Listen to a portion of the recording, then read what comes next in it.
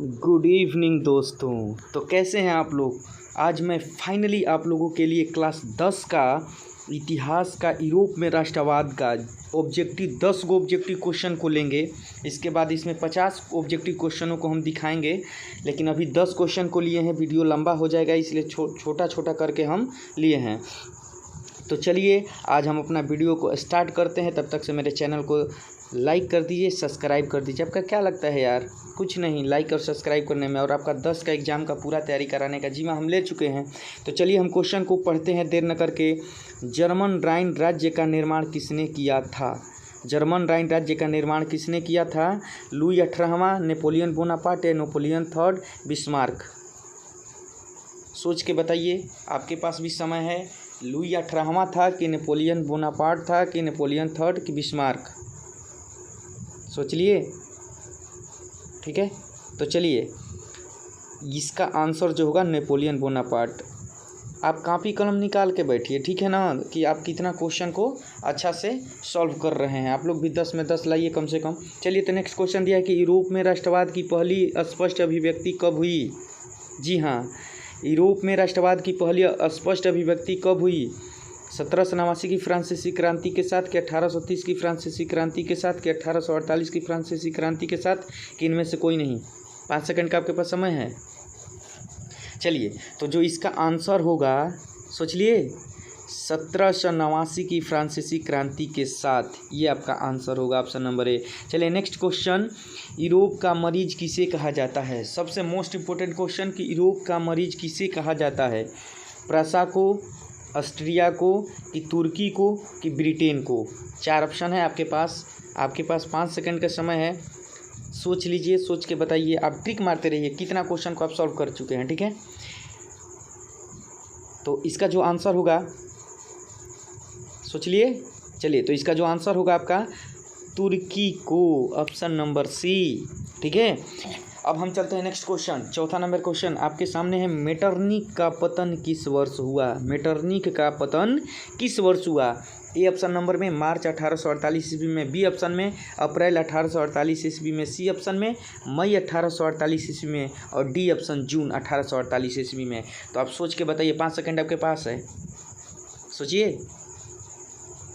चलिए तो मेरे चैनल को सब्सक्राइब कर लीजिए प्लीज़ प्लीज़ प्लीज़। तो आपका जो आंसर होगा इसमें मई 1848 ईस्वी में, मई 1848 ईस्वी में, इसका ऑप्शन नंबर सी हो जाएगा। नेक्स्ट क्वेश्चन, फ्रांस में किस शासक वंश की पुनर्स्थापना वियना कांग्रेस द्वारा की गई थी? एक बार और क्वेश्चन कि फ्रांस में किस शासक वंश की पुनर्स्थापना वियना कांग्रेस द्वारा की गई थी? ऑप्शन नंबर ए अर्लिया वंश, बूबो वंश, हैब्सबर्ग या जारशाही? एक बार और ऑप्शन पढ़ देते हैं, अर्लिया वंश, बूबो वंश, हैब्सबर्ग या जारशाही? 5 सेकंड आपके पास है, सोचिए। बिल्कुल, तो जी हाँ, आप जो सही आंसर मारे होंगे कम से कम 5 क्वेश्चन में, देखते हैं आप कितना क्वेश्चन मार गए। इसका जो आंसर होगा बूबो वंश। 5 क्वेश्चन में आप कितना सॉल्व किए हैं बताइएगा। 10 क्वेश्चन में आप कितना किए हैं कमेंट करके बताइएगा। नेक्स्ट क्वेश्चन, इटली एवं जर्मनी के एकीकरण के विरुद्ध निम्नलिखित में से कौन सा देश था? इटली एवं जर्मनी के एकीकरण के विरुद्ध निम्नलिखित में से कौन सा देश था? प्रसा था कि रूस था कि ऑस्ट्रिया था कि इंग्लैंड? एक बार ऑप्शन, प्रसा, रूस, ऑस्ट्रिया, इंग्लैंड। आप टिक मारे होंगे, देखिए आप कौन सा टिक मारे होंगे। 6वां नंबर क्वेश्चन है, ठीक है। चलिए तो इसका जो आंसर होगा option number C, Austria. Austria इसका जो आंसर सही होगा। नेक्स्ट क्वेश्चन, 7वां नंबर क्वेश्चन कि मेजनी का संबंध किस संगठन से था? मेजनी का संबंध किस संगठन से था? ऑप्शन नंबर ए लाल सेना से, बी चेका, सी लाल कुर्ती और डी कार्बोनरी? एक बार और समझ, लाल सेना, चेका, लाल कुर्ती, कार्बोनरी। हम ऑल सब्जेक्ट आप लोगों को 5 सेकंड का समय दिए हैं, आप सोच लीजिए। ऑल सब्जेक्ट आपका कराएंगे, हर ऑब्जेक्टिव क्वेश्चन को टच कराएंगे, बीबीडी से, गूगल से, हर तरीके से क्वेश्चन लेकर यहाँ पे आएंगे। तो जी हाँ, इसका जो सही आंसर होगा कार्बोनरी। 7 क्वेश्चन में आप कितना क्वेश्चन को सही मारे हैं देख लीजिए, आप ऑप्शन मिला लीजिए।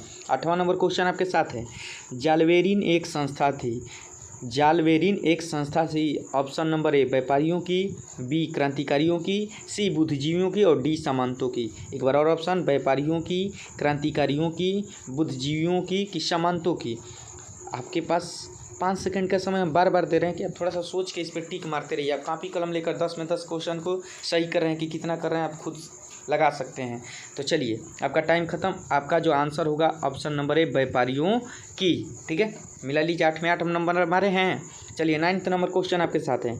1829 की एड्रियानोपुल की संधि किस देश के साथ हुई? 1829 की एड्रियानोपुल की संधि किस देश के साथ हुई?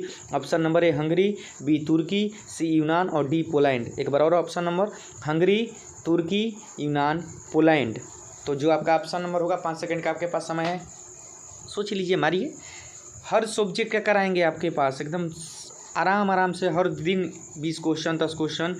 ठीक है, तो चलिए आपका जो आंसर होगा सही तुर्की होगा, B option number B. 10 number question last आपके पास है। काउंटर काबूर को विक्टर एमैनुअल ने किस पद पर नियुक्त किया था? एक बार और, काउंटर काबूर को विक्टर एमैनुअल ने किस पद पर नियुक्त किया था? ऑप्शन नंबर ए गृह मंत्री, बी सेनापति, सी फ्रांस का राजदूत और डी प्रधानमंत्री। हर एक सब्जेक्ट को कराएंगे, 5 सेकंड आपके पास है और देखते हैं आप 10 में 10 क्वेश्चन को सही किए हैं कि नहीं, कमेंट करके बताइएगा। और मेरे चैनल को सब्सक्राइब कर लीजिए ताकि रोज़ आपको क्वेश्चन हम देते रहेंगे, आपको टास्क देते रहेंगे, आप कितना मारते हैं। तो जी आपका सही आंसर होगा प्रधानमंत्री। मिलते हैं अगले